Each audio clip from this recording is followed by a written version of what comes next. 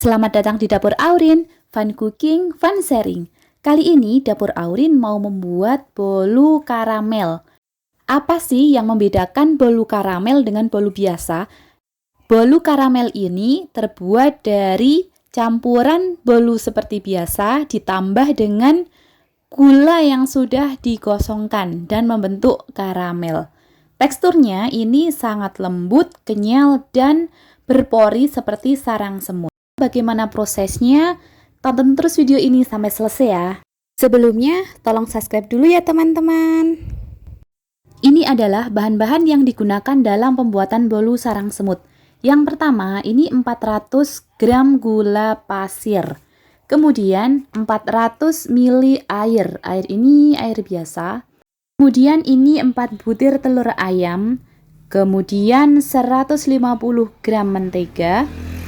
120 gram tapioka, kemudian 120 gram tepung terigu. Ini boleh protein rendah atau sedang, ini saya pakai tepung terigu serbaguna. Kemudian 3 saset susu kental manis, kemudian setengah sendok teh baking powder, dan juga 1 sendok teh baking soda. Untuk detail resepnya, teman-teman dapat screenshot video ini atau lihat di kolom deskripsi ya. Sekarang kita akan membuat karamelnya. Caranya, masukkan gula pasir ke dalam wajan yang sudah dipanaskan. Ini tidak perlu diaduk-aduk sih sebenarnya, tapi saya sudah terlanjur tak aduk, jadi saya aduk-aduk. Ini gunakan api kecil saja, karena kalau apinya agak besar nanti mudah sekali gosong. Kita tunggu sampai gulanya mencair. Proses ini agak lama ya, jadi kurang lebih 5 menitan, lebih lah sampai 10 menit. Tapi kita jangan menggunakan api besar, karena kalau karamelnya gosong nanti rasanya jadi pahit. Ini sudah mulai mencair, ini sudah mulai kita aduk-aduk supaya lebih cepat mencair semuanya. Jadi ada yang masih menggumpal di dalam tuh. Setelah semuanya mencair, bisa dipastikan mencair, kita akan menuangkan air ke dalam gula ini. Jangan sampai gosong ya, ingat ya. Setelah mencair, kita tunggu sebentar, dia akan mendidih. Ini sudah mulai ada buih-buihnya, nanti kalau sudah mendidih maksimal, langsung kita masukkan air. Siapkan mental dulu ya teman-teman, karena kita mau melakukan adegan sedikit horor.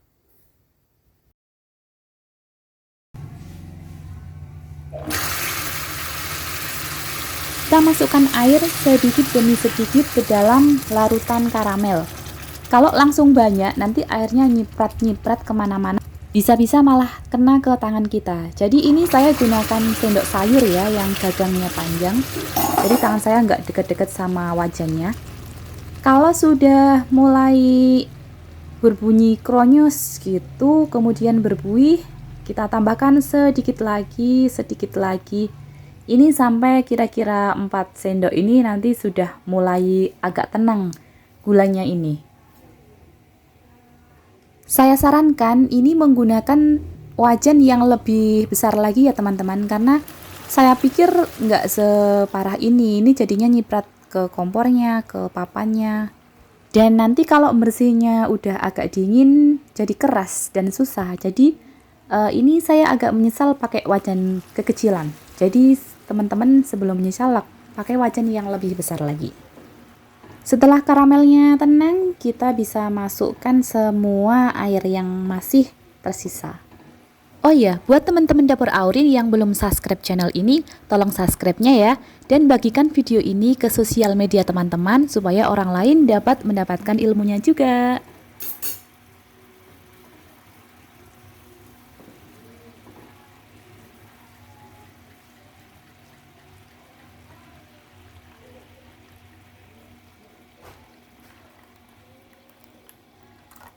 Setelah semua gulanya larut, kita matikan kompornya, lalu kita dinginkan. Kita tidak perlu menunggu air ini mendidih. Karamel yang saya buat ini pas warnanya tidak kehitaman, jadi rasanya manis, tidak pahit. Ini kita sisihkan dulu karamelnya sambil menunggu agak dingin. Sekarang kita lelehkan menteganya dengan cara ditim seperti ini.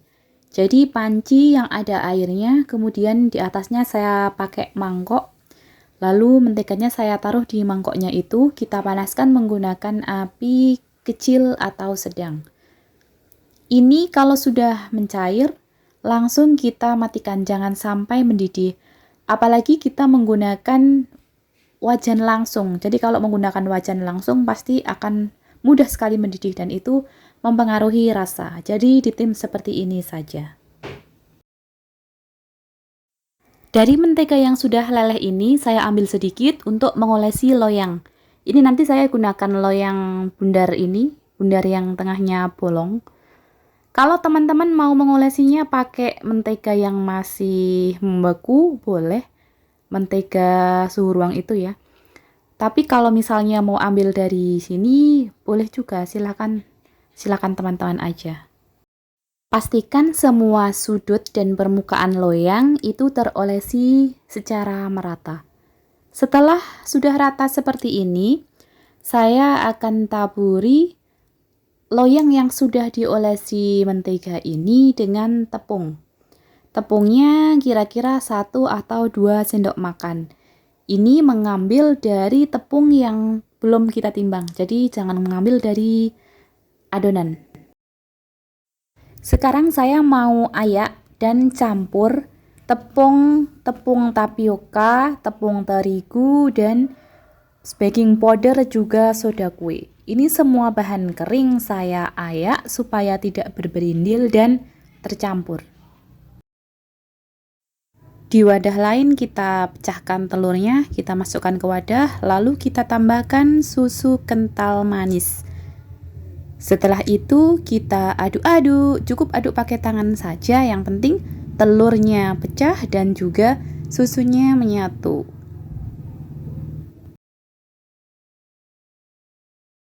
Mengaduknya ini tidak lama ya, mungkin sekitar 2 atau 3 menit, yang penting sudah tercampur. Setelah tercampur kita masukkan terigunya bertahap ya. Ini saya masukkan 1/3 atau 1/4 bagian terigu. Lalu kita aduk lagi menggunakan tangan. Kalau teman-teman mau pakai whisker juga boleh. Ini saya pakai tangan karena dari awal sudah menggunakan tangan. Setelah sedikit tercampur, kita masukkan sebagian dari karamelnya. Lalu kita aduk lagi. Tujuannya dimasukkan bertahap ini supaya lebih mudah, karena ini sedikit demi sedikit saja. Tercampurnya itu sudah susah, berindil gitu. Setelah kira-kira tercampur, dimasukkan sebagian yang lain, kemudian diaduk lagi, terus karamelnya diselang-seling gitu ya, sampai selesai. Nah, ini jurus terakhir saya ketika mengaduk lama sekali, tidak campur-campur, masih berberindil. Saya siapkan saringan kawat dan juga wadah yang lain, lalu saya tuangkan. Nanti yang berberindil itu saya hancurkan menggunakan sendok. Setelah selesai, kita masukkan mentega yang tadi sudah kita cairkan, lalu kita aduk-aduk menggunakan tangan.